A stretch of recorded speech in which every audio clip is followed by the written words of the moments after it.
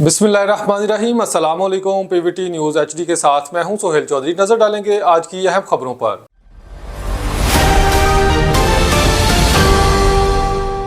ہارون آباد میں سیوریج کے گندے اور بدبودار پانی سے سبزیوں کی کاشت اور فروخت کا انکشاف ہوا ہے، جو صحت عامہ کے اصولوں کی صریح خلاف ورزی ہے۔ ماہرین کے مطابق سیوریج کے پانی سے کاشت کی جانے والی سبزیاں مختلف موذی بیماریوں، مچھروں اور خطرناک وائرسز کے پھیلاؤ کا سبب بن رہی ہیں۔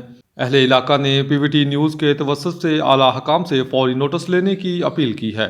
ہارون آباد سے رپورٹ کر رہے ہیں ڈاکٹر فرمان حیدر۔ سبزیوں کا استعمال انسانی صحت کے لیے مفید سمجھا جاتا ہے، مگر شہر ہارون آباد میں صورتحال اس کے برعکس دکھائی دے رہی ہے، جہاں سیوریج کے گندے پانی سے سبزیاں اگائی جا رہی ہیں۔ یہ سبزیاں نہ صرف انسانی صحت کے لیے مضر ہے، بلکہ شہریوں کو سنگین بیماریوں کی طرف دھکیل رہی ہیں۔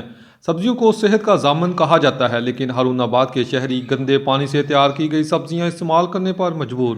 ان سبزیوں کی فروخت سبزی منڈی میں دھڑلے سے جاری ہے۔ متاثرہ علاقوں میں پالک، سبز مرچ، مٹر اور گوبھی جیسی سبزیوں کی کاشت سیوریج کے پانی سے کی جا رہی ہے۔